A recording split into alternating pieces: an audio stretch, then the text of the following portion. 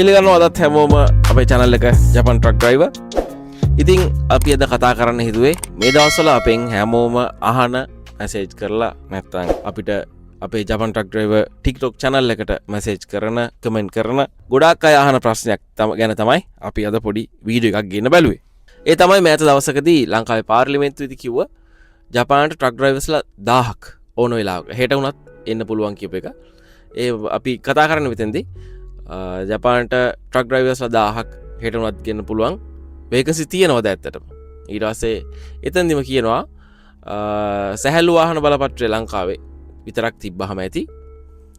ඊට පස්සේ ඕනේ ජපන් භාෂාව පිළිබඳ දැනුම කියලා.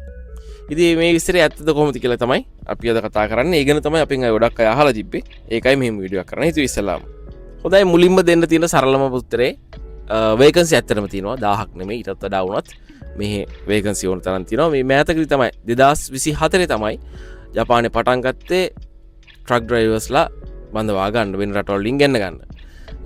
ඒකට අදාළ වීසා එකක් ක්‍රියේට් කරලා ඒකට අදාළ විභාග ලෑස්ති කරලා ඒගොල්ලෝ පටන් ගත්තේ මේ මෑතකදී. ඉතින් මේකට අදාළ වීසා එක මේකට ගැනෙන මේක යටත් වෙන වීසා එක තමයි SSW වීසා කියන එක. Specified Skilled Worker කියන එක. ඉතින් ඕගොල්ලන්ට ඒක අහුව හැටියෙම තේරෙනවා. ජපන් භාෂාවෙන් කියනවා නම් තොකුතේ ගිනෝ කියන වීසා එක. ඉතින් අහුවට ඕගොල්ලන්ට තේරෙනවා මේකදී ස්පෙසිෆයිඩ් ස්කිල්ඩ් කියලා වචනයක් තියෙන්නේ. ස්කිල්ඩ් අය තමයි ඉල්ලන්නේ ඒගොල්ලෝ. ස්කිල්ඩ් අයට තමයි ඒගොල්ලෝ වැඩිපුර අවස්ථාව දෙන්නේ. ඒකින්ද ඕගොල්ලෝ සැහැල්ලු වාහන තියෙනවා මට පුළුවන් කියලා යන්න නැතුව අනිවාර්යයෙන්ම බර වාහන ලයිසන් එක අරගෙන කාලයක් පුරුදු වෙන එකනේ. ඕගොල්ලෝ හිතනවා නම් ඔය වැඩට බහිනවා කියලා. ඉතින් වීසා එක එන්නත් ඕගොල්ලන්ට මාස 4ක් 5ක් යනවනේ. ඊට කලින් කරගන්න පුළුවන් මාස 3ක් යනවා අඩුම. ඔක්කොම ඩොකියුමන්ට් ඇප්ලයි කරලා. ඉතින් ඒ අතරතුරේ ඕගොල්ලෝ අනිවාර්යයෙන්ම ලංකාවේ බර වාහන මොන හරි ට්‍රක් එකක් සයිස් එක මොකක් වුණත් කමක් නැහැ. අනිවාර්යයෙන්ම පුහුණු වෙලා එන එක හොඳයි. එහෙම නැත්තම් ඒගොල්ලෝ කාලයක් ඕගොල්ලොන්ව පුහුණු කරන මට්ටමේ වගේ තියාගෙන. ඒ කියන්නේ තාම තනියෙන් ඔයාලට හයර් එකක් යන්න බෑ කියන මට්ටමේ තියාගෙන අඩු වැටුපකින් කාලයක් තියන් ඉන්න පුළුවන්. ඉතින් මේ SSW කියන වීසා එක කැටගරි ගොඩාක් තියෙනවා 16ක් තියෙනවා. මේ ඕගොල්ලෝ කලිනුත් අහලා තියෙන තරම් ඔය ජපානට වැඩිහිටියවුන් බලා ගන්න එනවා කියලා කියන්නේ අන්න ඒකත් ඔය යටතේ තියෙන වීසා එකක්. ඒ කැටගරි එකක්. ඊට පස්සේ ආපහු මෑතකදී ඔය රෙස්ටුරන්ට් කියන එකක් තිබ්බා කාලයක්. ඒක දැන් ගන්නෙ නෑ අලුතෙන්. තාවකාලිකව නවත්තලා තියෙන්නේ. ඉතින් මේ ට්‍රක් එක පටන් ගත්තේ 2024 හින්දා තවම අවස්ථා ගොඩාක් තියෙනවා. මෙහි හිතනවට වඩා ට්‍රක් ගොඩාක් තියෙනවා. ඔයගොල්ලෝ හයිවේ එකක් බැලුවොත් රෑ වෙලා පාරට බහැලා බැලුවොත් ට්‍රක් විතරමයි තියෙන්නේ. ඒ හින්දා රැකිය අවස්ථා තියෙනවා. දැනට ඉන්නේ වයසක අය. ඉතින් අපි දකින්න ඕන තරම් ගොඩාක් වයසක ජපන් අය තමයි තවමත් ට්‍රක් වල වැඩ කරන්නේ. බය හිතනවා ඒගොල්ලෝ පාකින් එක බහැලා යද්දී අපට සිරි මෙයාද මේගොල්ලෝද මේවා අරන් එන්නේ කියලා. ඉතින් ඒ හින්දා තමයි මේගොල්ලෝ වැඩිපුර අවස්ථාවක් දීලා තින්නේ. ඒ හින්දා තමයි ජපානට ට්‍රක් රථ රියදුරන් විදිහට ගොඩාක් අයට එන්න අවස්ථාව තියෙනවා. ඉතින් රජය විසින් ඔය අවබෝධතා ගිවිසුමක් අත්සන් කරලා එහෙම ක්‍රමයක් හදලා තින්නේ. ඇත්තටම වේකන්සි තියෙනවා. ඉතින් ඒකට අවශ්‍ය සුසුකම් ටික මම මෙතින් දැන් කියාගෙන යන්න. ජපන් භාෂා දැනුම විතරක් මදි. ඒ කියන්නේ ජපන් භාෂාව කතා කරන්න පුළුවන් කියලා එහෙම විතරක් මදි. හොඳට පුළුවන් වෙන්න ඕන. ඇත්තටම ඉන්ටර්විව් එකක් තියලා තමයි ගන්නෙ.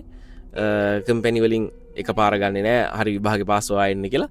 ඒ හින්දා වැඩ කරන අවශ්‍ය පුළුවන් ගානට ඔයාලගේ දැනුම තියෙනවද කියලා බලන්න. ඒගොල්ලෝ ඉන්ටර්විව් එකක් තියෙනවා අනිවාර්යෙන්. ඒ හින්දා ජපන් භාෂාව පුළුවන් තරමක් හදාගන්න එක හොඳයි. ඉන්ටර්විව් එක පාස් වුණාට පස්සේ වුණත් දැන් හරි කොහොමත් එකයිනේ දැන් පාස් නේ කියලා ඉන්න නැතුව පුළුවන් තරම් ජපන් ඉගෙන ගන්න ඕනේ. එන දවස වෙනකන් නැත්තම් හිර වෙනවා, අමාරු වෙටනවා. ඉතින් ඒ හින්දා ජපන් භාෂා දැනුම අවශ්‍යයි. අනිවාර්යෙන්ම ඒකදී ඒගොල්ලෝ ඉල්ලන විභාගය තමයි JLPT N4 කියන එක. ඔය ජපන් භාෂාව පිළිබඳ විභාග තියෙන එකක්. ඉතින් N4 ඕකේ N5 වලින් තමයි පහළම කොටස. එතකොට ලෙවල් එක N5 N4 N3 එහෙම ඇවිල්ලා N1 වෙනකන් තියෙන්නේ. එතකොට මේකේ අමාරුම N1 ටිකක් ලේසිම N5 කියන එක. ඉතින් මේකට ඉල්ලන්නේ N4 කියන එක. ඒ හින්දා කාලයක් ඉගෙන ගන්න වෙනවා. මහන්සිලා පාඩම් කරලා ජපන් භාෂා දැනුම හදා ගන්නම වෙනවා මේකට. ඊට අමතරව තව එකක් තියෙනවා N4 නැත්තං JFT කියලා අලුතෙන් ඒගොල්ලෝ හඳුන්වා දීපු විභාගයක් තියෙනවා. ඒක වුණත් ඇති. මම හිතන්නේ අර වීඩියෝ එකේදී ඒකත් කියනවා. ඉතින් N4 හරි JFT හරි කියන්නේ නෑ පැහැදිලිවම. ඉතින් ඔය දෙකෙන් එකක් තමයි ඕනේ, දෙකම අවශ්‍ය නෑ. දෙකෙන් එකක් තමයි ඕනේ. මේ දෙකම ජපාන් භාෂාව පිළිබඳ තියෙන විභාග. ඉතින් ඔය දෙකෙන් එකක් අනිවාර්යයෙන්ම පාස් වෙන්න ඕනේ. ඒ විතරක් මදි. ඊට අමතරව එයාලා තව එක්සෑම් එකක් තියෙනවා. ඔටෝමොබයිල් ට්‍රාන්ස්පෝර්ටේෂන් කියලා. ඒ විභාගයේ තියෙන සිලබස් එක තියෙන්නේ ජපානයේ ට්‍රක් ඩ්‍රයිවිං වලදී තියෙන වැඩ කරන විදිහ, ඒ වැඩ කරන සම්පූර්ණ ට්‍රක් ඩ්‍රයිවර් කෙනෙක්ගේ සම්පූර්ණ ජොබ් එකට අදාළ සිලබස් එකක් තමයි ඒක තියෙන්නේ. ඉතින් ඒකට අදාළ විභාගයක් තියෙනවා. ඒ විභාගේ අනිවාර්යයෙන්ම පාස් වෙන්න ඕනේ.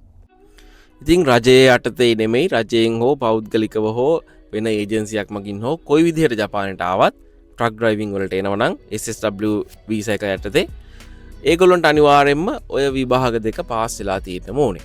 ඒ හින්දා හැමෝම ඒ අදහසක් තියෙනවා නම් ඒ විභාග දෙක පාඩම් කරන්න පාස් වෙන්න අනිවාර්ය සාධකයක් එන්න කලින්.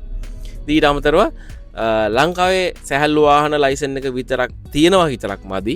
ඒක අවුරුදු 3කට වඩා පරණ වෙන්න ඕනේ. ඒ කියන්නේ මීට අවුරුදු 3කට කලින් අරන් තියෙන සැහැල්ලු වාහන ලයිසන් එකක් තියෙන කෙනෙකුට විතරයි මේකට අවස්ථාව තියෙන්නේ. හේතුව මෙහි ඇවිල්ලා බර වාහන ගන්න ලංකාවේ වුණත් එහෙම නීතියක් තියෙනවනේ. බර වාහන ලයිසන් එක ගන්න සැහැල්ලු වාහන සාමාන්‍ය වාහන ලයිසන් එක පරණ වෙන්න ඕන කාලයක්, සම්පූර්ණ කරන්න වයසක් එහෙම තියෙනවනේ. ඒ වගේ ජපානයේ නීතියක් තියෙනවා. සැහැල්ලු වාහන ලයිසන් එක පරණ වෙන්න ඕනේ අවුරුදු 3ක්. එතකොට තමයි බර වාහන ලයිසන් එක ගන්න පුළුවන්. ඒ හින්දා ඒකත් අනිවාර්යයෙන්ම මතක තියාගන්න. ඒ සුදුසුකම තියෙන්නම ඕනේ. ඒ හින්දා විභාග ජපාන් භාෂාව පිළිබඳ විභාග දෙකෙන් එකකුයි SSW ස්කිල් ටෙස්ට් එකයි. ඊට පස්සේ ලංකාවේ සැහැල්ලු වාහන ලයිසන් එක අවුරුදු 3කට වඩා පරණ එකක්. ට්‍රක් බර වාහන ලයිසන් එක ඇත්තටම අත්‍යවශ්‍යම නැහැ. ඒ වුණත් ඕගොල්ලෝ බර වාහන පුළුවන් සාමාන්‍ය ට්‍රක් එකක් හෝ ඩ්‍රයිව් කරලා තියෙන්න ඕනේ තිබුණොත් තමයි හොඳ.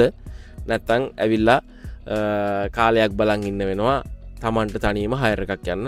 තමන්ට තනියම හයර් එකක් කම්පැනි එකෙන් දුවන්න දෙනකම්. ඊට පස්සේ අපි මේ ජොබ් එකට අදාළ වැටුප ගැන කියනවා නම් සාමාන්‍යයෙන් ජපානයේ ට්‍රක් වල ප්‍රමාණය සයිස් එක කියන්නේ පටවන්න පුළුවන් බරත් එක්ක. ඉතින් ටොන් 4ක් වගේ සාමාන්‍ය පොඩි ට්‍රක් එකක් සහ දේකට ජපන් වචන තියෙනවා චූගතා, ඕගතා, ටේලර් එහෙම කියලා. ඉතින් සාමාන්‍ය ට්‍රක් එකක් ඒ චූගතා කියලා කියන්නේ මිඩල් සයිස්. ඒ ට්‍රක් එකක් සාමාන්‍යයෙන් අවම වැටුප සාමාන්‍ය මාසයක් වැඩ කරාම රුපියල් වලින්ම මම කියන්නම් දල වශයෙන් රුපියල් ලක්ෂ 5ක් විතර.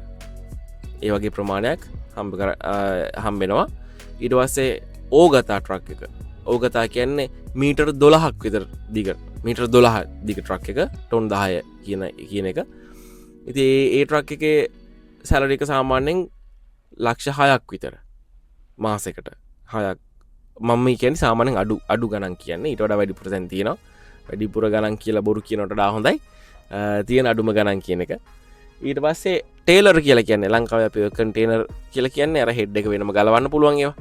ඉතින් ඒ ටේලර් එකට සාමාන්‍යයෙන් ඊට වඩා වැඩි රුපියල් වලින් ලක්ෂ 7ක් විතර වැටුපක් ගන්න පුළුවන් මාසෙකට. ඊට පස්සේ වැටුප විතරක් නෙමෙයි ඒක සම්පූර්ණයෙන්ම ඉතුරු වෙන්නේ නැහනේ. ඒ හින්දා ඒකෙන් ඔයාලට මෙහෙට සාමාන්‍යයෙන් වීදමයයි ලක්ෂ 3ක් නැත්තම් ඒක කෙනා ඉන්න තැන පාවිච්චි කරන දැන් ෆෝන් එකක් නම් කීයේ ෆෝන් එකක්ද බිල කීයේ එකක්ද ඒ වගේ ඊළඟට කන බොන්න විදිහ ඒවත් එක්ක වීදම වෙනස් වෙනවා. ඉන්න තැන නතර වෙන තැන ගොඩක් ඉඳ තියෙන ලොකු තැනක් නම් ටවුන් එකක් නම් ගාණ වැඩි. ඊට පස්සේ පොඩි ඉඩක පොඩි කාමරයක් නැත්තම් අර 1LDK එහෙම තියෙන්නේ. ඒ කියන්නේ කාමරයයි කිචන් එකයි ඔයගේ සාමාන්‍යයෙන් පොඩිම සයිස් වගේ එකක ඉන්නවනම් එතකොට ගාණ වෙනස්. ඒ හින්දා ඒ සියලුම වේදන් වලට සාමාන්‍යයෙන් රුපියල් ලක්ෂ 3ක් 2.5ක් ඔයගේ ගානක් සාමාන්‍යයෙන් ගොඩාක් ඉතුරු කරලා පුරුවන් ඉන්න පුළුවන් කෙනෙකුට නම් ඊට වඩා අඩුවෙන් ඉතුරු කරගන්න පුළුවන් වියදම අඩු කරගන්න පුළුවන් ඉතින් සාමාන්‍යයෙන් ලක්ෂ 3ක් නැත්නම් ඊට වඩා අඩුවෙන් මෙහි ඇතුළේ වියදම සම්පූර්ණ ජපානයේ වියදම ඔයාලට ඉවර කරගන්න බේර ගන්න පුළුවන් ඉතින් ඊළඟට හැමෝම අහන දෙයක් මේකේ වයස් සීමාව කොහොමද කියලා අවුරුදු 20ට වඩා වැඩි වෙන්න ඕනේ අවුරුදු 20ට වඩා වැඩි අයට තමයි සාමාන්‍යයෙන් ජපානයේ ට්‍රක් ලයිසන් ගන්න පුළුවන් ඒ හින්දා අවුරුදු 20ක් සම්පූර්ණ කරලා තියෙන්න ඕනේ එතකොට ඒ වෙද්දී සැහැල්ලු වාහනයක අවුරුදු 3ක් පරණ වෙලා තියෙනවා ඒ හින්දා ඉතින් අවුරුදු 20ට වැඩි අය තමයි කොහොමවත් මේකට ඇතුළත් වෙන්නේ අහු වෙන්නේ ඉතින් උපරිම වයස අවුරුදු 40 ගණන් 50 ගණන් වුණත් පුළුවන් හැබැයි කම්පැනි එක ඕකේ වෙන්න ඕනේ සාමාන්‍යයෙන් අවුරුදු 40ට වඩා වැඩි කෙනෙක් මේකට එන්න ලෑස්ති වෙනවා නම් එක්සෑම් කරනවා නම් කෝකටත් හොයලා තියාගන්න ඒජන්සි එකක් හෝ කොහෙන් හරි තහවුරුවක් තියාගන්න එයාලව බඳව ගන්න තැනක් තියෙනවද අනිවාර්යයෙන්ම කියලා. ඉතින් අවුරුදු 45ක් වගේ වෙනකම් බැරි වෙන එකක් නෑ. ගොඩක් වෙලාට ඉන්ටර්විව් එකකින් පාස් වෙන්න. ඊට වඩා වැඩි වුණාට පස්සේ ඒගොල්ලෝ පොඩ්ඩක් බලනවා. ඒගොල්ලෝ බලාපොරොත්තු වෙන කාලයක් වැඩ කරන්න සහ හොඳ ශක්තිය ජවය තියෙන කෙනෙක් ගන්න තමයි හැම කම්පැනි එකම කැමති. ඒ හින්දා වැඩිපුර අවස්ථාව තියෙන්නේ වයසින් අඩු අයට. ඒ හින්දා ඊට වඩා වැඩි කෙනෙක් මේකට ලෑස්ති වෙනවා නම් පොඩ්ඩක් හොයලා තියාගන්න වෙයි කලින් ඒජන්සි එකකින් මම මේ එක්සෑම් එක මේක පාස් වෙන්න මේ වැඩ ටික කරගන්න මාව ගන්න ජොබ් එකක් ලෑස්ති කරලා දෙන්න පුළුවන්ද කියලා. ඒ හින්දා එහෙම අභියෝගයක් තියෙනවා. ඒ අරින්න වයස් සීමාවේ විස්තරය එහෙම තමයි. ඊළඟට ආපහු ආන්නේ ගොඩක් අය ඔය වැඩ කරන පැය ගන්න කොහොමද වැඩ කොහොමද අමාරුද කියලා. ඉතින් වැඩ කරන විස්තරේ සම්පූර්ණයෙන්ම හරියටම බලා ගන්න පුළුවන් අපේ මේ channel එකේම බලන්න තව වීඩියෝ දාලා තියෙනවා අපි. ඒ වගේ තියෙනවා ජපානයේ සාමාන්‍ය ට්‍රක් ඩ්‍රයිවර් කෙනෙක්ගේ ජොබ් එක කොහොමද කොහෙද යන්නේ මොනවද කරන්නේ කොහොමද කරන්නේ කියලා. ඉතින් හැම වීඩියෝ එකම ඇතුළෙත් මම විස්තර කරලා පැහැදිලි කරලා තියෙනවා. මේකේ කොහොමද වැඩ කරන්න තියෙන්නේ කොහොමද මොනවද කරන්න තියෙන්නේ මොනවද ගෙනියන්න තියෙන්නේ. ඒ සම්පූර්ණ විස්තරයක් මේ වීඩියෝ වල තියෙනවා. ඒ හින්දා ඒ ටික බලන්න ඔයගොල්ලන්ට තව පැහැදිලි අවබෝධයක් ගන්න පුළුවන්. මේ ජොබ් එක ගැන ට්‍රක් ගැන ජපානයේ කොහොමද වටපිටාව ගැන කියලා සම්පූර්ණ විස්තරයක්. ඉතින් මේ වීඩියෝ එකේ බෑග්ග්‍රවුන්ඩ් එකකට දාලා තියෙන එහෙම වීඩියෝ ටිකක්. ඉතින් සම්පූර්ණ හයර් එකක් ගැන විස්තරයක් බලන්න ඕන නම් අපේ මේ channel එකේ තියෙන අනිත් වීඩියෝ ටිකට යන්න ගිහින් බලන්න. ඊට පස්සේ ජපාන් ට්‍රක් ඩ්‍රයිවර් කියලා TikTok channel එකකුත් තියෙනවා TikTok එකක්. ඒකේ තියෙන ඒ වගේම විස්තර. ඉතින් ඒකට ගිහිල්ලා බලන්න. සමහරලාට හිතේ දැක්කම මේක මරුනේ ෂෝක්නේ කියලා. ඉතින් මරුමත් ෂෝක්මත් නෑ වැඩ කරන්න තියෙන්නේ. පැය ගණන් ඩ්‍රයිව් කරන්න වෙලාවල් තියෙනවා ගොඩක්. ඊට පස්සේ බඩු බාන පටවන වැඩ තියෙනවා. ඕගොල්ලෝ බලන්න එකේ. අපි දාලා තියෙන වීඩියෝ වල තියෙනවා. ඉතින් ලේසි කියලා කියන්න තරම් ලේසියකුත් නෑ. අමාරුමත් නෑ. ඉතින් ආසාවෙන් කරන්න මේකට කැමති අයට මේක ලේසි. මේ ජොබ් එකට කැමති අයට ඩ්‍රයිවිං වලට කැමති අයට ජපානයේ එක පැතිවල ඇවිදින්න වැඩ කරන්න එහෙම කැමති අයට ඇත්තටම අමාරු වෙන එකක් නෑ කියලා හිතෙනවා. ඉතින් ඕගොල්ලොම තීරණයක් ගන්න. කවුරුවත් කියන දේ අහන්නෙම නැතුව මේකට එනවනම් මේකට ලෑස්ති වෙනවනම් මොනවද අපි මම මොකද්ද කරන්නේ මේක හාද ඕකේද කියලා. ඉතින් රජයෙන් යවන විස්තරේ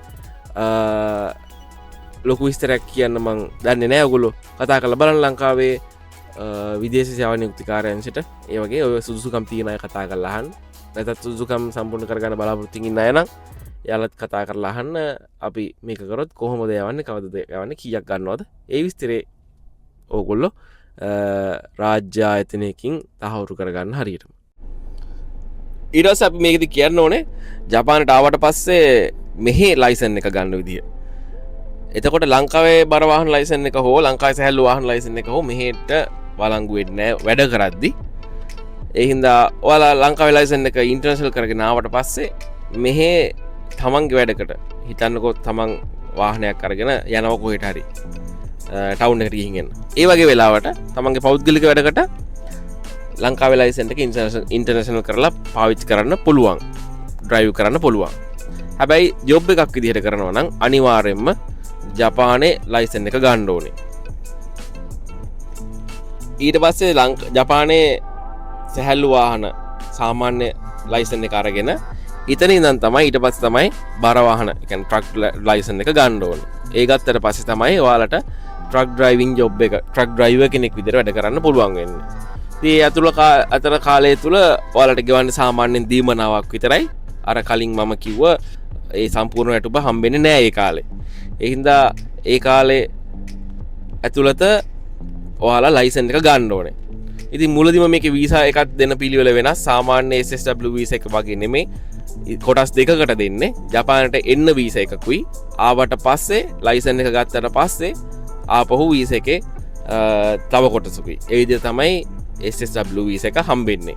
ඉතින් මුලදී එන ඇවිල්ලා බරවාහන ලයිසන් එක ගන්නකම් ඔයාලට තියෙන වෙන කම්පැනි තියෙන සාමාන්‍ය වැඩ ඒවට ගෙවන වැටුප කලින් කිව්ව වැටුප වගේ නෙමෙයි. ඊට වඩා අඩු වැටුපක් දීමනාක් එකක් තමයි දෙන්නේ. මේ හැම විස්තරයක්ම අපි වගකීමෙන් ඔයාලට කියන්නේ අපි channel එක විදිහට අපි වගේ කියනවා.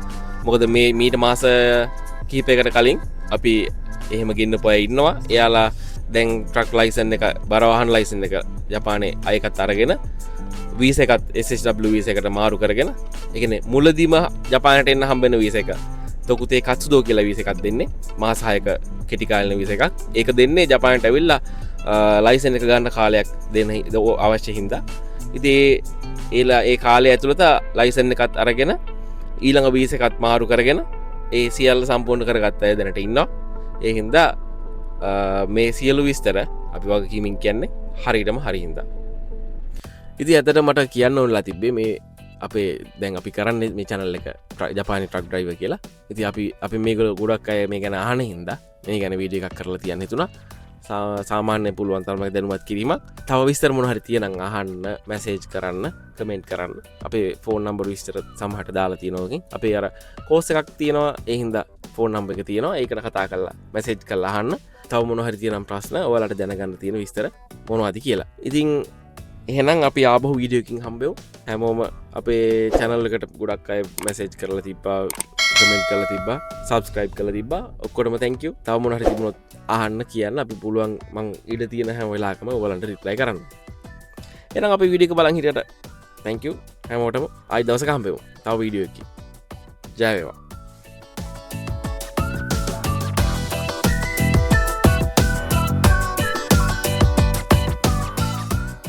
ඉතින් ඔයත් කැමතිද මේ විදියට ජපානයේ ට්‍රැක්ටර් ඉදිරියක විදියට රැකියා කළා මාසෙට හොඳ පඩියක් ලබන. එහෙනම් ඔයා මේ දකින්නේ හරිම වීඩියෝ එක. JLPD N4 hari JFT hari pass වෙන ඉන්නේ ඔයාට පුළුවන් අප වෙසින් කරන automobile transportation skill test course at සමග එකතු වෙලා ජපානයේ ට්‍රැක්ටර් විදියට සේවය කරන්න පැමිණෙන්න. ජපානයේ විදුරුකුන් පාසලට පළපුම් තිබුරුවේ දුපිය මෙහෙමින් යටතේ සිදු කරන මේ කෝස් එක රුපියල් 5000ක් වන අතර සහභාගී වෙන පළමු 10 දෙනාට රුපියල් 5000 වට්ටමක් ලබා ගන්නත් පුළුවන්. ඉතින් තවත් බලාගෙන ඉන්නතුව අපිව සම්බන්ධ වෙන්න WhatsApp නම්බර් එක හරහා